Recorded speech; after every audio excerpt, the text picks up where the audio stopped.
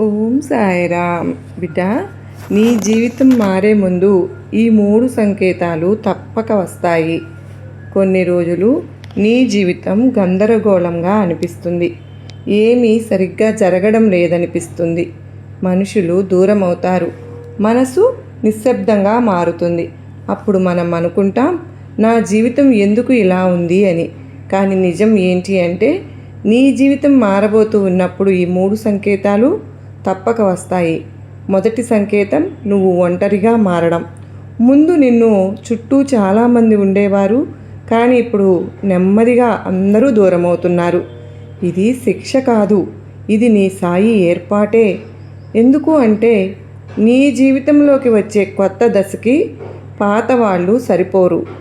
ఒంటరితనం అంటే బలహీనత కాదు, అది లోపల బలం పెరిగే సమయం. సంకేతం రెండోది, నీకు నిశ్శబ్దం ఎక్కువగా నచ్చుతుంది. ముందు మాటలు, హడావిడి, శబ్దం ఇష్టం ఉండేవి కదా, కానీ ఇప్పుడు నిశ్శబ్దమే నీకు ప్రశాంతత అనిపిస్తోంది కదూ.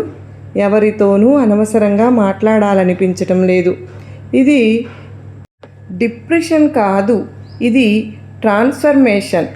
దేవుడు, నీ బాబా నీ మనసుతో నువ్వు మాట్లాడేలాగా చేస్తున్నాను. నిశ్శబ్దంలోనే నీ అసలైన ఆలోచనలు బయటకు వస్తాయి. మూడవ సంకేతం, పాతవి ఇక సరిపోవడం లేదు.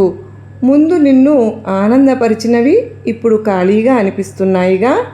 పాత అలవాట్లు, పాత సంబంధాలు, పాత ఆలోచనలు, ఏది ఇక నీ మనసు నింపటం లేదు కదూ. ఇది ఎందుకో తెలుసా? నీ జీవితం పెద్దదానికి సిద్ధమవుతోందని అర్థం. చిన్నవి ఇక నీకు సరిపోవు. ఈ 3 సంకేతాలు ఒకేసారి వస్తే భయపడవద్దు బిడ్డ. నీ జీవితం కూలిపోతుందని కాదు, మారుతోందని తెలుసుకో. నీ బాబా నీ పాత రూపాన్ని నెమ్మదిగా విడిచిపెడుతున్నాను. ఈ దశలో నువ్వు చేసే పెద్ద తప్పు ఏంటో తెలుసా? భయపడడం, నీ విలువపై అనుమానం పెట్టుకోవడం. గుర్తుపెట్టుకోమ్మా, నీ సాయి గందరగోళంలో కాదు, నీ సాయి స్పష్టతలోనే పనిచేస్తాను. ఈరోజు నీ జీవితం ఖాళీగా అనిపిస్తే దాని అర్థం అది నిండబోతోంది అని. నీ ఒంటరితనం, నీ నిశ్శబ్దం, నీ మార్పు, ఇవన్నీ నీ కొత్త జీవితానికి సంకేతాలు అని నువ్వు నమ్మకముంచు. నీ జీవితం మారబోతోంది. నీ సాయి మార్చబోతున్నాను. నీకు నా ఆశీర్వాదములు ఎప్పుడు ఉంటాయి. ఏ రోజున కూడా భయపడవద్దు. నేనుండగా నీకు భయమేలా? సర్వేజన సుఖినో భవంతు.